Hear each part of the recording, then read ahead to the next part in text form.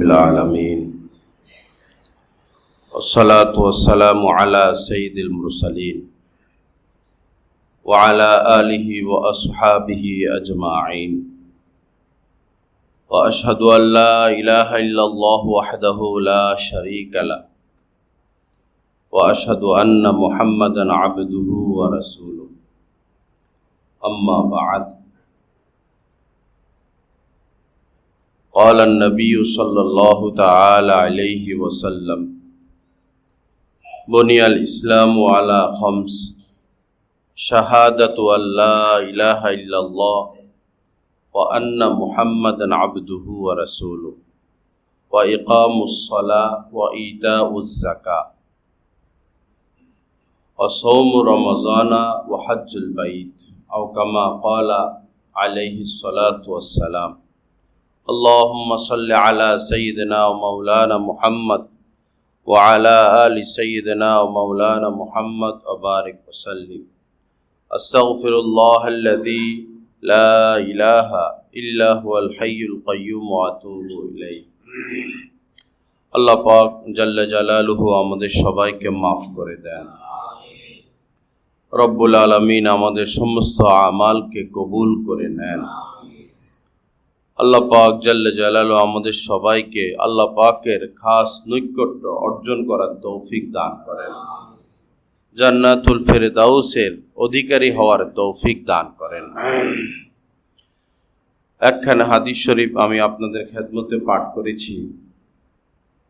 নবীজি বলেন, বুনিয়াল ইসলামু আলা খমস, ইসলামের বুনিয়াদ ভিত্তি 5 জিনিসের উপরে।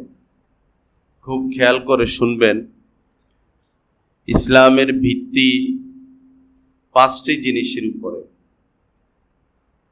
প্রথম ভিত্তি হচ্ছে শাহাদাতু আল্লাহ ইলাহা ইল্লাল্লাহ ওয়া আন্না মুহাম্মাদান আবদুহু ওয়া রাসূলুহু। এই কথার সাক্ষ্য দেওয়া আল্লাহ ছাড়া কোনো মাবুদ নাই, উপাস্য নাই। শাহাদাতু আল্লাহ ইলাহা ইল্লাল্লাহ, আল্লাহ ছাড়া কোনো মাবুদ নাই। ও আন্না মুহাম্মাদান আবদুহু ওয়া রাসূলুহু, আর মুহাম্মদ সাল্লাল্লাহু আলাইহি সাল্লাম আল্লাহ পাকের বান্দা এবং রাসূল। এই কথা যিনি বলবেন, স্বীকার করবেন, তিনি মুসলমান হয়ে যাবেন। তার পিছনে সমস্ত গুনাহ মাফ, সমস্ত গুনাহ আল্লাহ পাক মাফ করে দেন। এরপরে তার উপরে যে দায়িত্ব আসে সেটা হলো ওয়া ইকামুস সালাহ, নামাজ কায়েম করা। নামাজ কায়েম করার অর্থ হলো যে নামাজের মতো করে নামাজ পড়া, রুকুর মতো রুকু, সেজদার মতো সেজদা, খুশু খুজুর সাথে নামাজ পড়ার নামই হচ্ছে নামাজ কায়েম করা। ওয়া ইতাউজ যাকাত, ইসলামের 3 নাম্বার যে ভিত্তি বুনিয়াদ সেটা হচ্ছে যাকাত প্রদান করা। ওয়া ইতাউজ যাকাত, যাকাত প্রদান করা। হযরতে জারির রাদিয়াল্লাহু তাআলা আনহু থেকে বর্ণিত, তিনি যখন নবীজির কাছে বায়াত গ্রহণ করেন তো কোন কোন বিষয়ে নবীজি তাকে বায়াত করেছেন। আল্লাহ রাসূল যখন সাহাবাই کرامকে বায়াত করতেন তো সাধারণত যাকাতের উপরও বায়াত নিতেন। যেমন হযরত জারির রাদিয়াল্লাহু তাআলা আনহু বলেন, বায়াতু রাসূলুল্লাহি সাল্লাল্লাহু আলাইহি সাল্লাম আলা ইকামিস সালাহ, আমি আল্লাহ রাসূলের কাছে এই কথাগুলোর উপরে বায়াত গ্রহণ করেছি যে নামাজ কায়েম করা, আমি নামাজ কায়েম করব। ওয়া ইতাইজ যাকাত, এবং যাকাত প্রদান করব। ওয়া নুসহি লিকুল্লি মুসলিম, এবং সকল মুসলমানের জন্য আমি আন্তরিক থাকব। সকল মুসলমানের জন্য আমি আন্তরিক হব, কল্যাণ সফলতা কামনা করব। কোনো হিংসা বিদ্বেষ শত্রুতা পোষণ করব না, রাখবো না, দিল পরিষ্কার রাখবো। এটা অনেক বড় বিষয়, অনেক বড় বিষয়। দিল পরিষ্কার রাখা সকল মুসলমানের ক্ষেত্রে। আল্লাহ আমাদেরকে তৌফিক দান করেন। যাকাত অনেক গুরুত্বপূর্ণ, নামাজের পরেই যাকাত। আল্লাহ রাসূল জীবদ্দশায় হযরতে মুআজ ইবনে জাবাল রাদিয়াল্লাহু তাআলা আনহুকে ইয়েমেনের গভর্নর হিসেবে পাঠিয়েছেন। পাঠানোর সময় অনেক কথাই বলেছিলেন। এর মধ্যে এই কথা বলেছেন, তুমি ইয়েমেনে গিয়ে প্রথমে তাদের থেকে এই সাক্ষ্য গ্রহণ করবে, আহ্বান করবে সাক্ষ্য দেওয়ার যে আল্লাহ ছাড়া কোনো মাবুদ নাই এবং মুহাম্মদ আল্লাহ পাকের প্রেরিত রাসূল। প্রথমে এই কথার উপরে সাক্ষ্য নিবা। তারা যদি এই কথার উপরে সাক্ষ্য প্রদান করে, এরপরে তাদেরকে বলবা যে আল্লাহ পাক দিনে এবং রাতে তোমাদের উপর 5 ওয়াক্ত নামাজ ফরজ করেছেন। ফরজ মানে মানতেই হবে, আবশ্যকীয়, অলঙ্ঘনীয়, করতেই হবে, মানতেই হবে। ফরজে কোনো ছাড় নাই, ফরজের ক্ষেত্রে কোনো ছাড় নাই। তো তারা নামাজ মেনে নিলে এরপরে বলবা যে আল্লাহ পাক তোমাদের উপর যাকাত কেউ ফরজ করেছেন, বছরে একবার যাকাত, আর সেটা তোমাদের ধনীদের থেকে নিয়ে গরিবদের মাঝে বন্টন করা হবে। যাকাতের গুরুত্ব বোঝানোর জন্য আমি এই বর্ণনাগুলো শোনাচ্ছি আপনাদেরকে। আল্লাহ রাসূল দুনিয়া থেকে বিদায় নেওয়ার পর হযরত আবু বকর সিদ্দিক রাদিয়াল্লাহু তাআলা আনহু খলিফা হন। তো কিছু লোক কাফের হয়ে যায়, যাকাত অস্বীকার করে, তারা যাকাত দিবে না। তো সাহাবাদের মধ্যে হযরতে সিদ্দিক আকবর রাদিয়াল্লাহু তাআলা আনহু নরম ছিলেন, তবিয়ত নরম, মন নরম। আছে না কিছু মানুষের, যেমন হযরত ওমর রাদিয়াল্লাহু তাআলা আনহু কোন অন্যায়ের কথা শুনলেই সাথে সাথে তলোয়ার। আর হযরত সিদ্দিক আকবর হচ্ছেন নরম মনের মানুষ। কিন্তু যখনই এরা যাকাত অস্বীকার করলো, সাথে সাথে তিনি যুদ্ধের ঘোষণা দিলেন।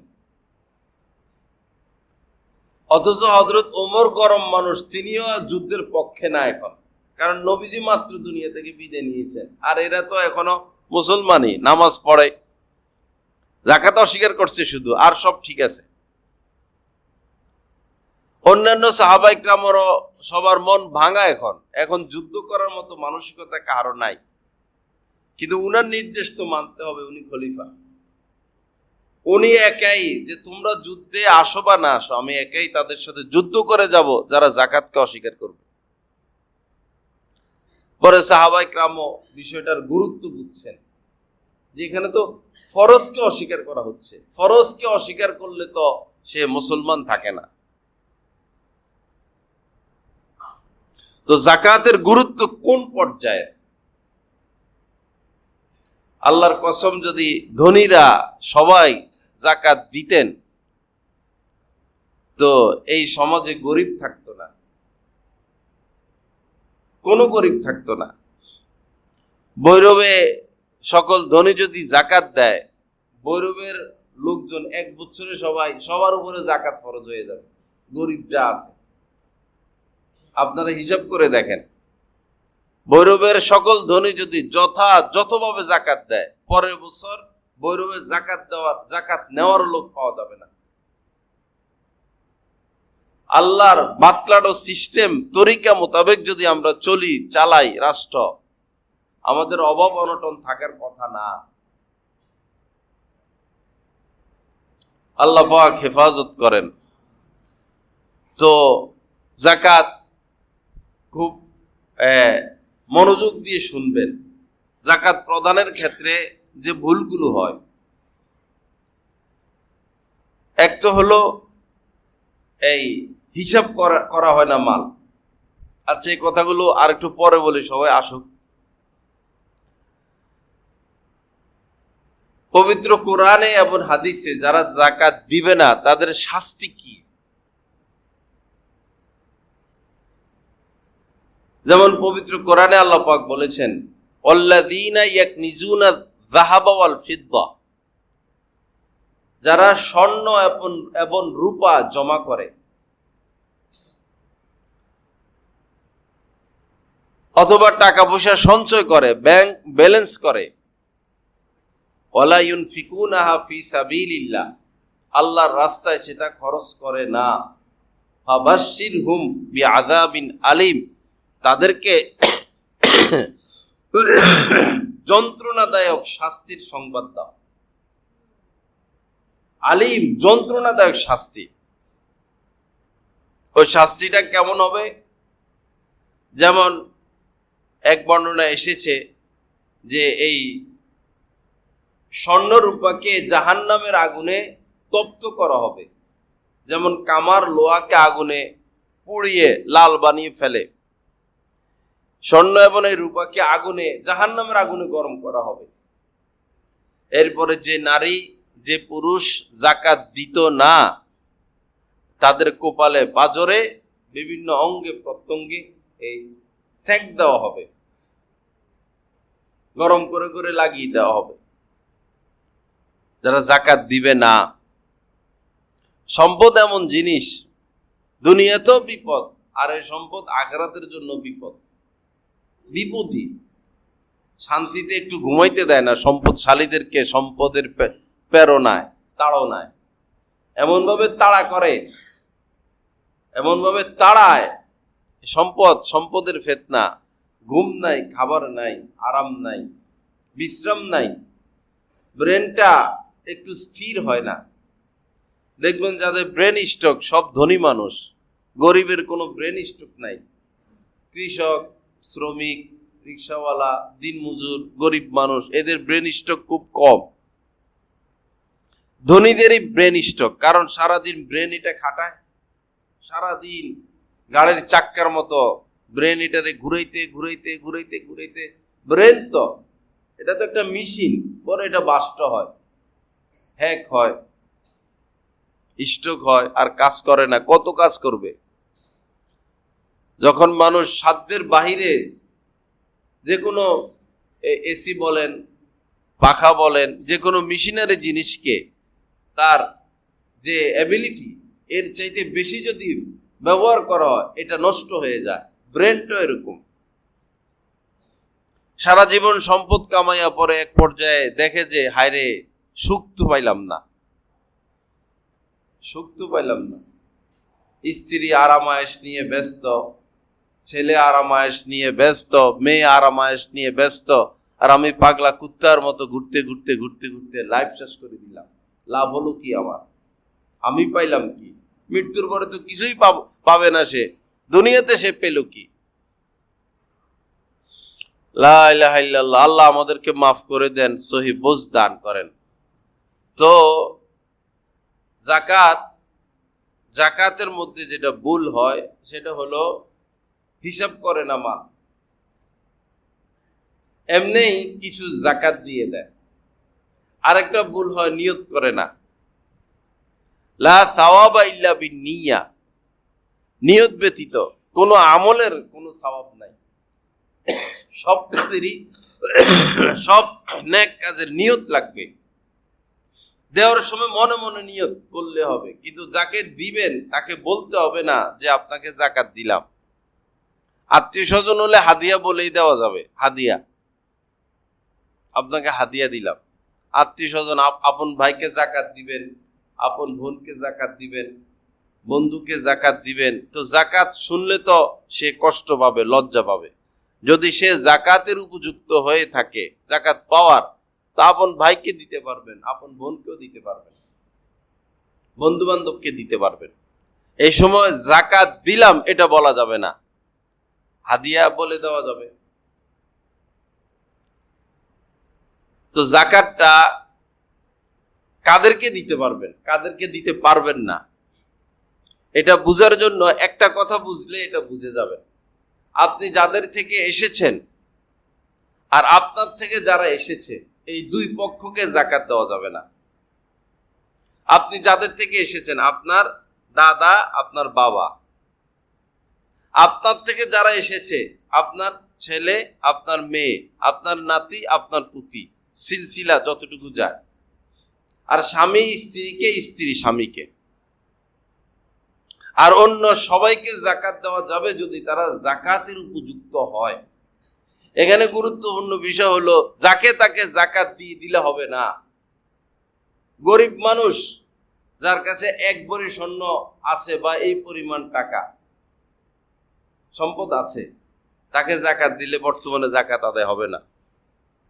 আজকে আমি রূপার হিসাব যেটা নিলাম, 52.5 তোলা রূপার মূল্য হলো 2,36,250 টাকা।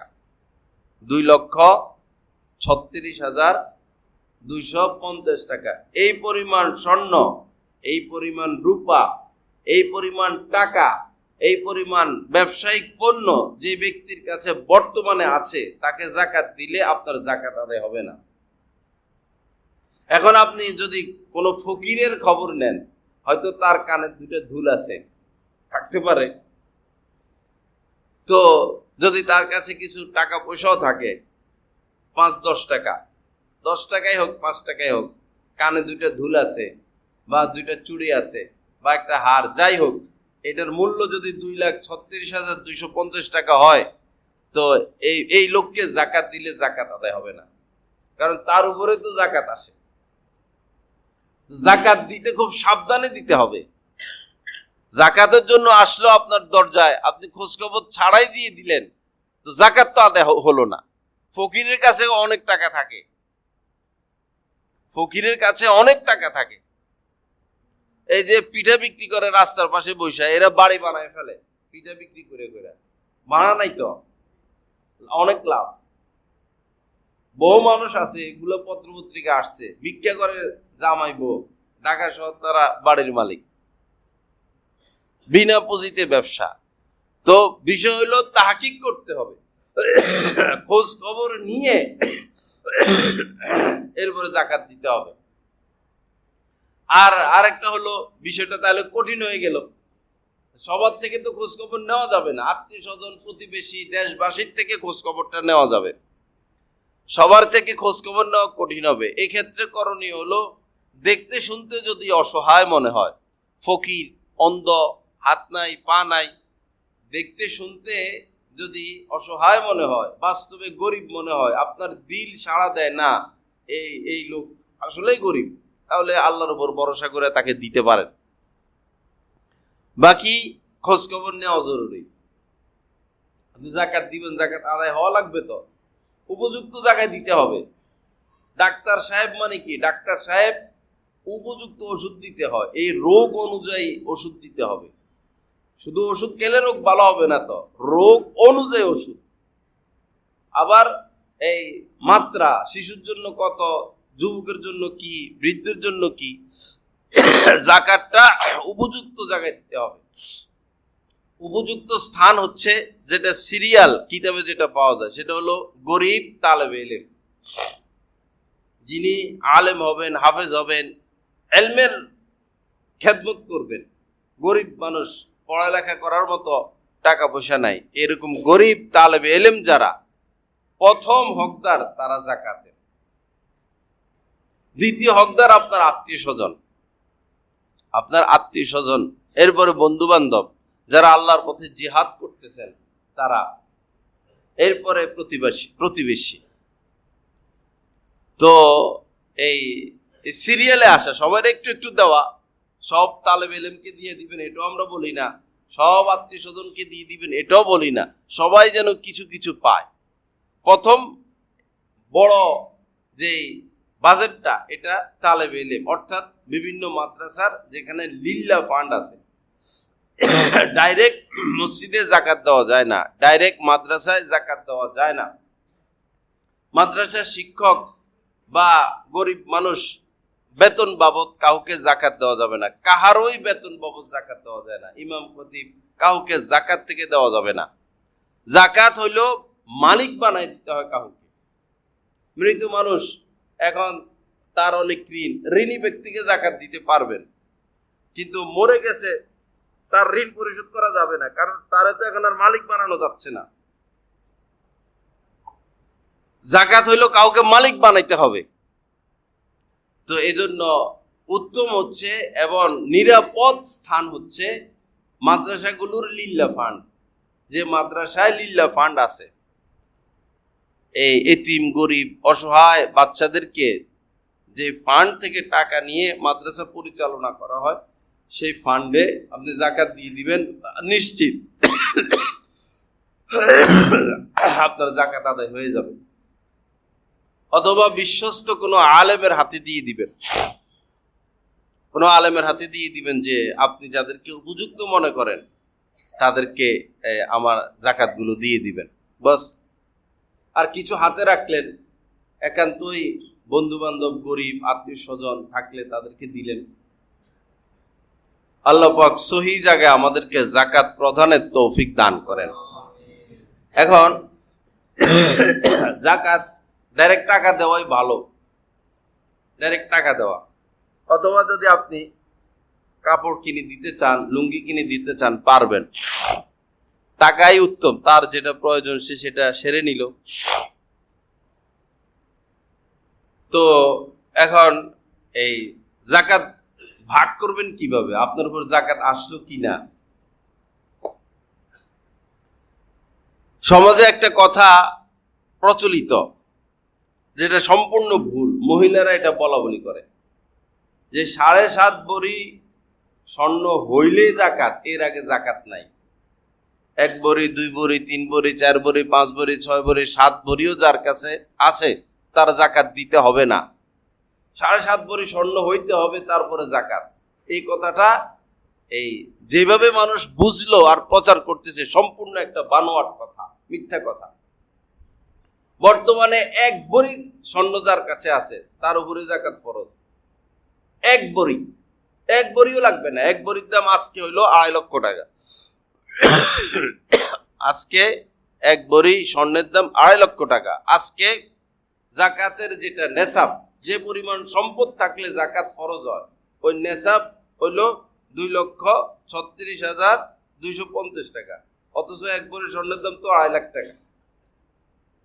এই কথাটাকে রদ করতে হবে, আমাদের ঘরে ঘরে প্রচার করতে হবে যে এটা একটা, এই কথাটা সঠিক না যে 1 ভরি 2 ভরি 3 ভরি জাকাত থাকলে, স্বর্ণ থাকলে জাকাত আসে না, এই কথা ঠিক না। 7.5 ভরি হইলেই জাকাত দিতে হবে, এই কথা ঠিক না।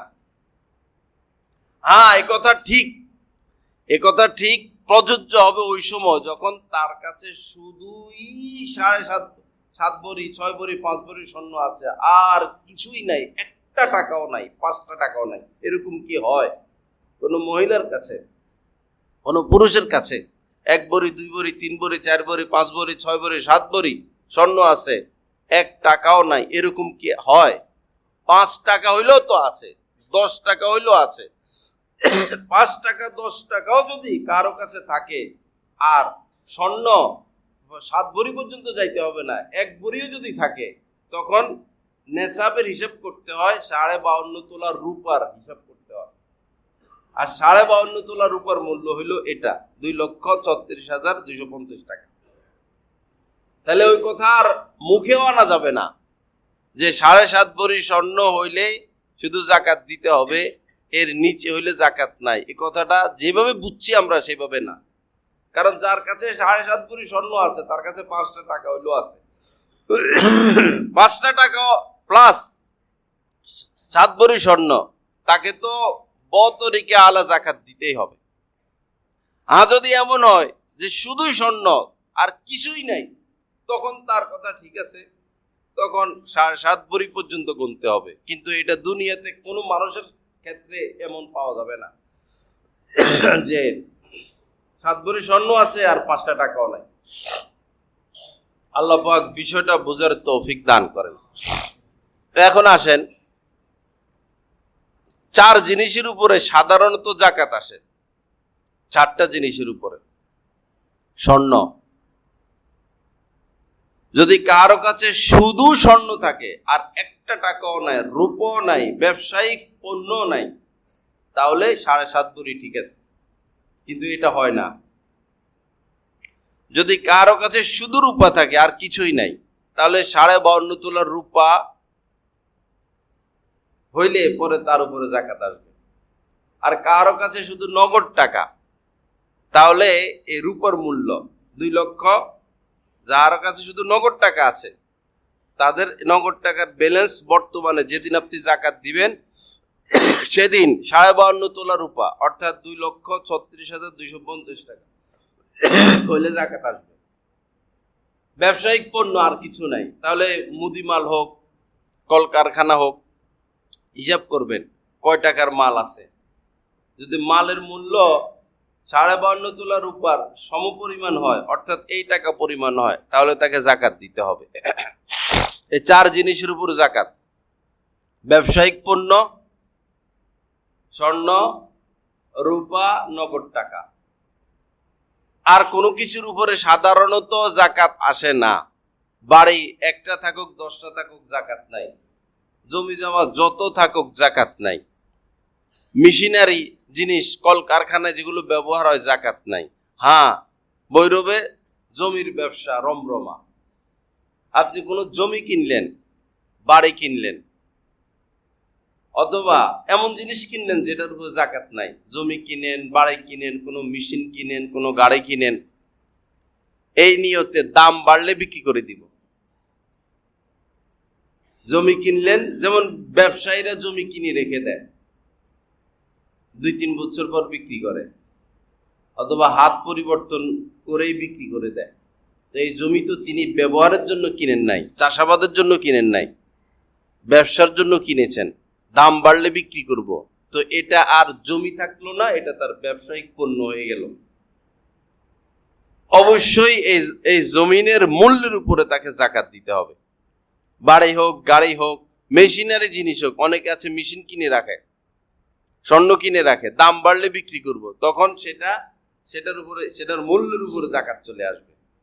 অতএব যারা জমির ব্যবসা করেন, জমি কিনে রেখে দিলেন, ব্যাংকে টাকা রাখলে আইসা ধরবো পুলিশে, তো সমানে জমি কিনা গরিবের 12টা বাজায়, এটাও এক ধরনের জুলুম। এটাও গরিবের উপর এক ধরনের জুলুম। 1 ঘন্টা জমি কিনতে পারে না গরিব মানুষ, আর আপনারা টাকা রাখার জায়গা পান না, জমি কিনে রাখা দেন। কি করবেন? জমি এতগুলো দিয়ে কি করবেন? কয় ফিট জমির উপর আপনারা কবর দিবে? 1 কানির উপরে কবর দিবে, যে 1 কানি লইয়া ওই ব্যক্তির কবর? 1.5 হাতের উপরে শুয়ে থাকবেন, 1.5 হাত মাত্র, একটুক নিয়ে যাবেন, তাও 20-50 বছর পরে এটারে উপড়াইয়া ফেলব। এত লোভ ঠিক না, আল্লাহ হেফাজত করেন। তখন এই জমির মূল্যের উপরে জাকাত চলে আসবে। এখন আসুন, আপনি জাকাতের হিসাব কেমনে করবেন, এইটা খুব গুরুত্ব সহকারে শুনবেন। জাকাত দিবেন কিভাবে, হিসাব করবেন কিভাবে?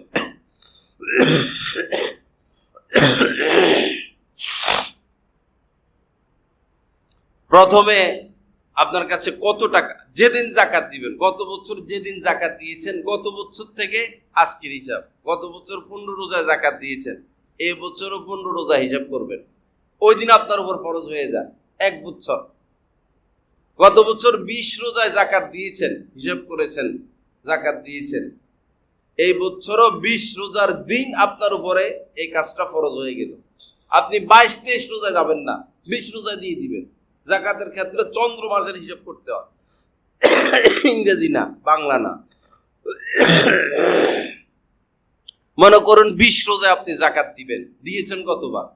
এই রমজানে 20 রোজায় বসেন, বৈশা আপনার কোন অ্যাকাউন্টে কত টাকা জমা আছে যোগ করেন, কোন অ্যাকাউন্টে কত টাকা জমা আছে যোগ করেন। এরপরে এই হাতে কত আছে যোগ করেন।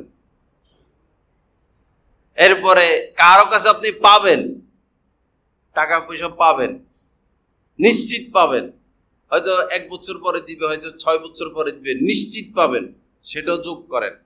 পাবেন মায়ের, নিশ্চিত মায়ের, সেটা জাকাত নাই। হ্যাঁ, মায়ের টাকা আবারও যদি পাইয়া যান 2-4 বছর পরে, তাহলে 2-4 বছরের সহ জাকাত দিতে হবে। 4 বছর পরে পাইছেন, 4 বছরের জাকাত দিয়ে দিবেন। তো আবার আসি শুরু থেকে।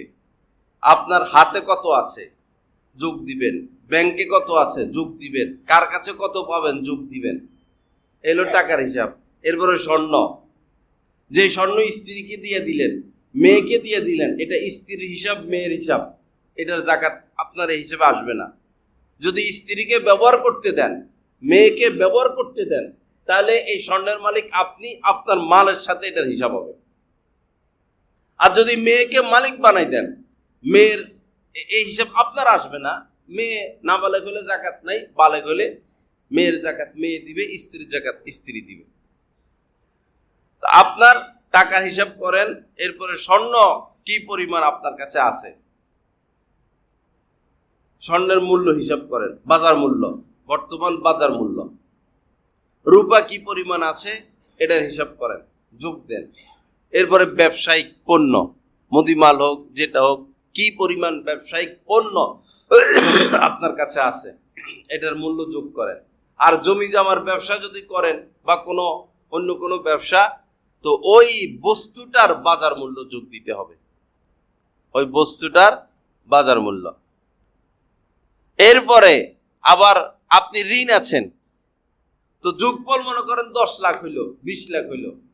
এখন ঋণও তো আছে ব্যবসায়ীরা, ঋণ 5 লাখ ঋণ, 2 লাখ ঋণ, ঋণ বিয়োগ দিয়ে দিবেন। আপনার কাছে পাবে ঋণ, এটা বিয়োগ দিবেন। বিয়োগ দেওয়ার পরে যদি 5 লাখ থাকে, এই 5 লাখের উপরে 10 লাখের উপরে আপনি জাকাত দিবেন। পার্সেন্টেজ হিসাব হইলো 2.5%, আর এমনি হইলো 40 ভাগের 1 ভাগ। সহজ হিসাব। এইভাবে জাকাত দিতে হবে। মালের হিসাব জরুরি ভাই, এমনি ধুমসা কিছু জাকাত দিয়ে দিবেন, কাজ হবে না। হিসাব জরুরি, পাই টু পাই হিসাব করতে হবে, পাই টু পাই। আবার বলি, আপনি পাবেন, আপনি পাবেন, নিশ্চিত পাবেন, হয়তো ঘুরায়, কিন্তু দিবে তো। এই কত কত পাবেন, কার কার কাছে পাবেন, যোগ। স্বর্ণ কি পরিমাণ আছে এটার মূল্য, বাজার মূল্য যোগ। রূপা কি পরিমাণ আছে, বাজার মূল্য যোগ। ব্যবসায়িক পণ্য, জায়গা জমি, ঘর বাড়ি, গাড়ি বাড়ি, মুদিমাল, এই সেই ব্যবসায়িক পণ্য যেগুলো, তার বাজার মূল্য যোগ। নগদ টাকা, ব্যাংক ট্যাঙ্ক, হাতে টাতে সব মিলাইয়া, ডয়ার, এমনে এমনে 1 টাকা 2 টাকা সব যোগ। এরপরে কত হইল, এরপরে বিয়োগ দিবেন আপনার ঋণ। এরপরে যেটা থাকে এটার উপরে জাকাত। বছর তো 1 বছর পর পর, তবে এই সারা বছর আপনার কাছে এই পরিমাণ ব্যালেন্স থাকা শর্ত। 2,36,250 গত বছর ধরে, গত রমজান ধরে এই রমজান পর্যন্ত 52.5 তোলা রূপা সমপরিমাণ টাকা পয়সা আপনার কাছে ছিল। বছরের মধ্যখানে যদি কমে যায়, সেটা ব্যবসায়িক মানুষ কমতেই পারে। কোন সময় হাত একদম খালিও, অল্প অল্প মানে অনেক টাকা কমে যায়, থাকে না, নেশাব থাকে না, সেটা স্বাভাবিক ব্যাপার, সেটা ধর্তব্য না। 1-2 বার ব্যালেন্স নাও থাকতে পারে, ব্যালেন্স উপরে উঠবে, ব্যালেন্স নিচে নামবে, এটা স্বাভাবিক। যেদিন জাকাত দিবেন সেদিন কি আছে, আপনার দোকানে গতকালকেও 500 বস্তা সিমেন্ট ছিল, আজকে আপনার উপর জাকাত ফরজ হইল। গত রমজানে মনে করেন 19 রমজানে আপনার দোকানে 500 বস্তা সিমেন্ট ছিল, 10 টন রড ছিল 19 রমজানে। তা আপনি গত বছর 20 রমজানে জাকাত দিয়েছেন, এই বছরও 20 রমজানে আইসা দেখলেন যে আপনার দোকানে এখন মাত্র 10 বস্তা সিমেন্ট আছে, 1 টন রড আছে। তাহলে এই 1 টন রডের হিসাব করবেন, অথচ গতকালকে ছিল 50 টন রড, আজকেরটা হিসাব করবেন। আবার চালাকি করবেন না, খবরদার, আল্লাহর সাথে চালাকি করবেন না। অনেকে যখন এই জাকাত দেওয়ার টাইম আসে বিভিন্ন কৌশল অবলম্বন করে। জাকাত দেওয়ার ভয়ে রাস্তা আছে, কৌশলের কি আছে, রাস্তা আছে, কৌশল অবলম্বন করে, পরে তার উপরে কি আসে না, জাকাত আসে না।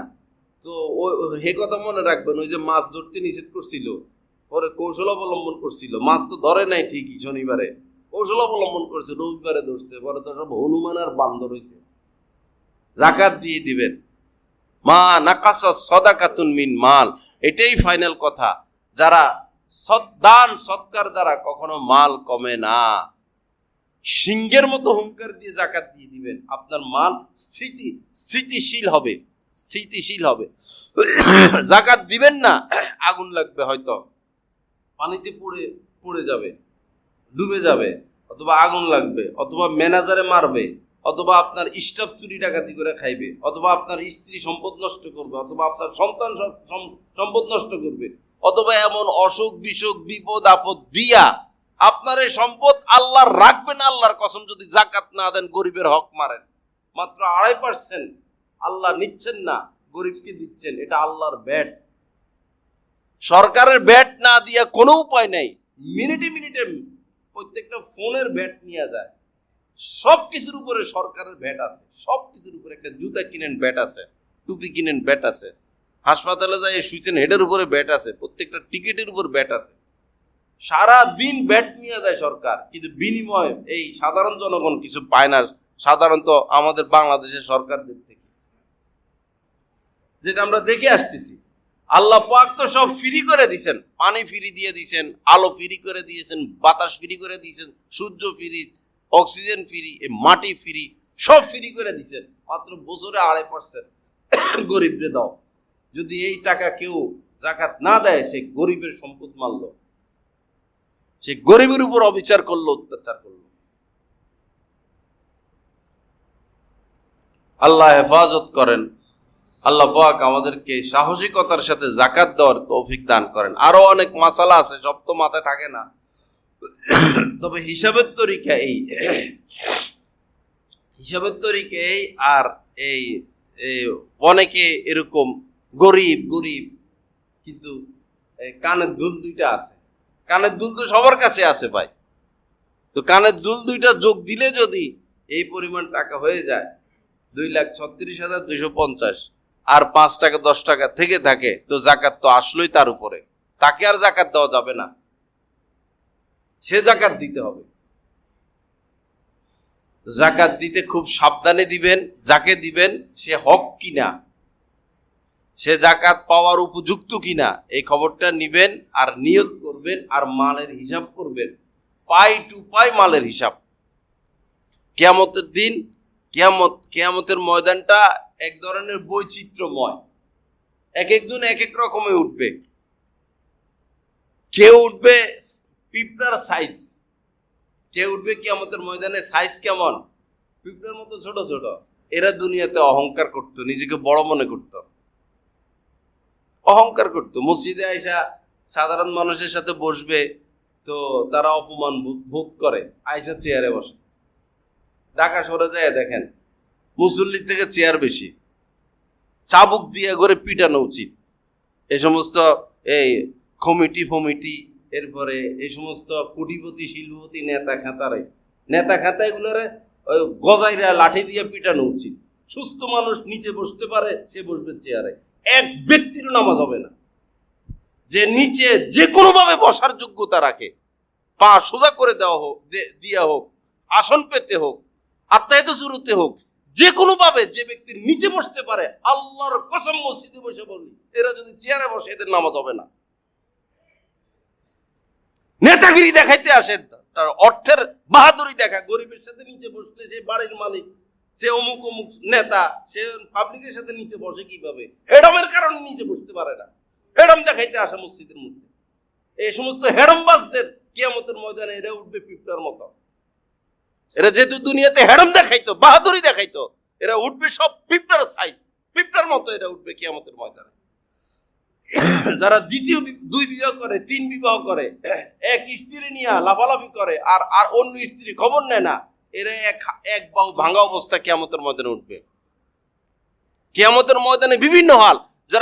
যারা আত্মসাৎ করে, দেশের সম্পদ বিদেশে পাঠায়, লুটপাট করে, চুরি ডাকাতি করে, দুর্নীতি করে, জমি মাইরা খায়, জমি দখল করে, এদের গলার মধ্যে সব ঝুলিয়ে দেওয়া হবে। 1 বিঘাত পরিমাণ সম্পদ যে আত্মসাৎ করবে, হাদিসে আসছে 7 তবক জমিন তার গলা ঝুলিয়ে দেওয়া হবে। যাদেরকে আপনারা মহব্বত করেন, ফুলের মালা দেন, মর্যাদা দেন, সম্মান দেন, জানটা দিয়ে দেন, কিয়ামতের ময়দানে দেখবেন এদের গলার মধ্যে কি ঝুলানো, এগুলা কি ঝুলানো দেখবেন আপনারা। আল্লাহ হেফাজত করেন। আর যারা জাকাত দিবে না, এটা বলা উদ্দেশ্য আমার, মনে রাখবেন যারা জাকাত দিবে না তাদের গলায় সাপ পেঁচানো থাকবে। এখন শীতকালে মাফলার পেঁচায় না, সব গলার মধ্যে সাপ, সবার গলার মধ্যে সাপ পেঁচানো, সাপ পেঁচানো, সাপ পেঁচানো। আর সাপও বড় ভয়ঙ্কর হবে। নবীজি বলেছেন সাপের মাথা থাকবে টাক, সাপের চোখের নিচে থাকবে কালো দাগ। এই সাপ গলার মধ্যে পেঁচাবে, এমন প্যাঁচ, সাপের প্যাঁচে শক্তি, নিঃশ্বাস নিতেও পারবেন না, ছাড়তেও পারবেন না। মরণ তো আর নাই, না হলে তো মরে যাইতো ওই সাপের প্যাঁচে। মৃত্যু একবার, মৃত্যুর পর আর মৃত্যু নাই। এরপরে সাপে দংশন করতে থাকবে, একটু পরে পরে কামড় দিবে, বলবে আমি অপরিচিত কেউ না, আমি তোমার সেই সঞ্চিত সম্পদ, অমুক অমুক ব্যাংকে, অমুক অমুক জায়গায়। আল্লাহ হেফাজত করেন। আল্লাহ পাক আমাদেরকে জাকাত প্রদানের তৌফিক দান করেন। হিম্মত করে জাকাত দিয়ে দেন। যদিও আপনার চোখে লাগতেছে যে অনেক টাকা চলে যাচ্ছে, যাচ্ছে না, যাচ্ছে না, আসতেছে, আসতেছে, আসতেছে, এটা বেড়া, বেড়া, সম্পদ হেফাজতের ফাউন্ডেশন, এটা সাইড ওয়াল। জাকাত দিলে আপনার মাল হেফাজতে থাকবে, জাকাত না দিলে যে কোনো ভাবে এই মাল শেষ হয়ে যাবে, এই মালে বরকত থাকবে না। কেউ আছে 10,000 টাকা দিয়ে সুন্দর সংসার চলে, আর কেউ 2 লাখ টাকা দিয়ে চলে না। ওই বেটা জাকাত দেয় না তো বিভিন্ন ভাবে টাকা শেষ হয়ে যায়। 2 লাখ টাকা মাসে সংসারে খরচ হয়, তাও কোনো বরকত নাই। 3 লাখ খরচ হয়ে যায়, বরকত নাই। ওই যে গরিবেরটা 2.5% মারে, গরিবেরটা গরিবকে দেয় না। লা ইলাহা ইল্লাল্লাহ। আল্লাহ আমাদের সবাইকে মাফ করে দেন, ভালোভাবে জাকাত দেওয়ার তৌফিক দান করেন। আরো যদি মাসালা জানার প্রয়োজন হয়, আমরা যে অ্যাপটা খুলেছি ইমানি জিন্দেগি, এটা সবচেয়ে সুবিধা হলো এই যে কোনো মাসালা আপনি লিখে দিবেন, আপনাকে উত্তর দেওয়া হবে। 4 জন আমাদের মুফতি সাহেব এই অ্যাপের পিছনে কাজ করে, 4 জন মুফতি সাহেব। সারা দেশ থেকে এত প্রশ্ন আসে, বিদেশ থেকেও। সুবিধা ভালো তো। এই বস মাসালা লিখে দেয়, সময় লাগে 2-3 দিন, 1 সপ্তাহ সময় লাগে, উত্তর দেওয়া হয়। বিশেষ করে গোপন মাসালা, মহিলারা লজ্জায় অনেক মাসালা জানতে চায় না, তো তাদেরও সুবিধা। ওইখানে মাসালা লিখে দিলে দলিল সব আপনাকে উত্তর দেওয়া হবে। যে কোনো মাসালা আমাদের ইমানি জিন্দেগি অ্যাপে লিখে দিবেন, উত্তর পেয়ে যাবেন। অথবা আমাদের এখানে মুফতি সাহেব আছেন, মুফতি কবির আহমদ সাহেব, ওনার সাথে যোগাযোগ করবেন। আর আমরা তো আসি, রাস্তাঘাটের মুফতিদের থেকে ফতুয়া নেবেন না। উনি মুফতি, যিনি কোনো ফতুয়া বিভাগে ফতুয়া দেওয়ার দায়িত্বে আছেন, তিনি আসল মুফতি। এফতা পড়লেই মুফতি হয় না। এখন সবাই এফতা পড়ে, যে দাওরা পড়ে সেও এফতা পড়ে। এফতা পড়লে মুফতি না, এফতা পড়লেই মুফতি না। দাওরা হাদিস পড়লে সে আলেম না। দাওরা হাদিস পড়লে তাকে মাওলানা বলতে পারেন। এই কথাগুলো আমি বলি অফেন, এই জন্য আমার দেখতে পারে না মানুষ। না বলতে বলতে মানুষ তো সব অন্ধকারের মধ্যে আচ্ছাদিত। দাওরা পড়লে সে আলেম না, দাওরা পড়লে সে মাওলানা সাহেব বলতে পারেন। হেফজখানার শিক্ষক, মক্তবের শিক্ষক, তিনি আলেম না, তিনি কারি সাহেব, তিনি হাফেজ সাহেব, পদ ভিন্ন। যিনি ইফতা পড়ছেন তিনি মুফতি না, যিনি ফতুয়া দেন তিনি মুফতি। বিচারককে যিনি বিচার করেন, মনে করে না ব্যারিস্টার পাশ করছে, ওকালতি পাশ করছে, ভালোভাবে পাশ করছে, কিন্তু সে ওই পেশায় নাই, যে ব্যবসা করে, আপনি কি তাকে বিচারপতি বলতে পারবেন? যিনি হাইকোর্ট, জজ কোর্টে বসে বিচার করে তিনি বিচারপতি। যিনি ইফতা পড়ে ফতুয়া বিভাগে কাজ করেন তিনি মুফতি। এজন্য রাস্তাঘাটে অমুক মুফতি তমুক মুফতি না, তিনি ফতুয়া বিভাগে কাজ করেন কিনা তার থেকে এসে ফতুয়া জিজ্ঞেস করবেন। যারা ফতুয়া বিভাগে কাজ করে না তাদের মাথায় এত কিছু থাকে না, ভুলে যায়। এটা বড় কঠিন বিষয়, মাসলা মাসাইল ফতুয়া বড় কঠিন বিষয়। এজন্য যারা দিন রাত ফতুয়া নিয়ে চর্চা করেন তাদের থেকে ফতুয়া জিজ্ঞাসা করবেন। এখন তালাক দিয়ে আর কমলপুর মাদ্রাসায় আসে না, তালাক দিয়ে আর ইফতা বিভাগে আসে না, রাস্তাঘাটে বহুত মানুষ আছে, তাদের থেকে ফতুয়া নেয়, ইউটিউব থেকে ফতুয়া নেয়। কয় 3 তালাক দিলে 1 তালাক হয়, আজেবাজে কথা, এই সেই। বস তালাক দিয়া এখন 3 তালাক দিয়া ঘর সংসার করে, আর যারও সন্তান হচ্ছে, ঘরে ঘরে যারও সন্তান হচ্ছে। বিচারকরা, এলাকার সালিশদাররা, ময় মুরব্বীরা তালাক দেওয়ার পরে মিলাইয়া দেয়। আপনার কি অধিকার? তালাক 3 তালাক দেওয়ার পরে কেমনে আপনি মিলান? মিলাইয়া দেয়, কয় সালিশদাররা মিলাইয়া দিছে, মুরব্বীরা মিলাইয়া দিছে, তওবা পড়াই দিছে। তালাক দেওয়ার পর আবার তওবা কিসের? কবুল করলাম, বিয়ে হয়ে গেল, দুইজন সাক্ষীর উপস্থিতিতে আমি অমুকের মেয়েকে কবুল করলাম, যেমন বিয়ে হয়ে যায়। সাক্ষীটা কি কিছুই লাগবে না, আপনি যদি বলেন 3 কথা বলেন, আপনার স্ত্রীও তালাক হয়ে গেল। 3 কথা বলার পর এটাকে জোড়া লাগানোর সিস্টেম নাই, তালাক হয়ে গেছে, শেষ। রাগের মাথায় দিয়েছি, রাগের মাথায় তালাক দেয়। তালাকের রুচি এটা, তালাকের সিস্টেমে এটা। হাসি মুখে কেউ তালাক দেয় না, তালাক দেয় রাগের মাথায়। যত তালাক হয় সব তালাকই রাগের মাথায় হয়। এটা কোনো বাহানা দিলে চলবে না যে রাগের মাথায় দিয়েছিস, ছোট বাচ্চা আছে, স্ত্রী গর্ভবতী, এই হয়েছে সেই হয়েছে, এগুলা করলে চলবে না। তালাক দিয়েছেন, শেষ হয়ে গেছে। এই সমস্ত মাসলা মাসাইল ফতুয়া বিভাগে এসে জিজ্ঞাসা করবেন, যিনি ফতুয়ার কাজে নিয়োজিত তার কাছ থেকে, তিনি সঠিক ফতুয়াটা দিতে পারবেন। আল্লাহ পাক জাল্লা জালালুহু যা কিছু আলোচনা হলো এই কথাগুলোর উপর আমলের তৌফিক দান করেন। 4 রাকাত সুন্নাত আদায় করি।